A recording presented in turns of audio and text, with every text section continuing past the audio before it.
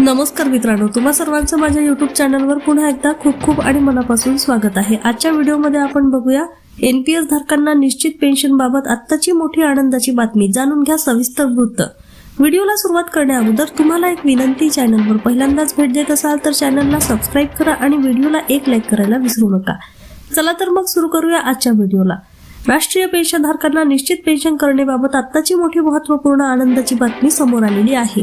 या संदर्भातील सविस्तर प्रकरण पुढील प्रमाणे जाणून घेऊयात। राष्ट्रीय पेन्शन योजना अंतर्गत कर्मचाऱ्यांना निवृत्तीनंतर निश्चित पेन्शन मिळावी याकरिता पेन्शन निधी नियामक व विकास प्राधिकरण मार्फत PFRDA ने महत्त्वपूर्ण पाऊल उचललेले आहे। निश्चित पेन्शन करिता उच्चस्तरीय तज्ञांची समिती स्थापना।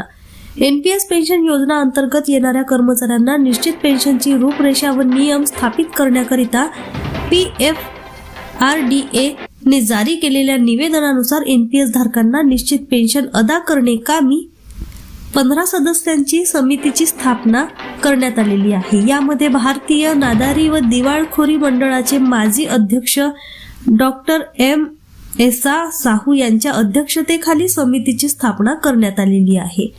या समितीमध्ये वित्त, कायदा, भांडवली बाजार, शिक्षण, मूल्यांकन अशा तज्ञ सदस्यांचा समावेश करण्यात आलेला आहे।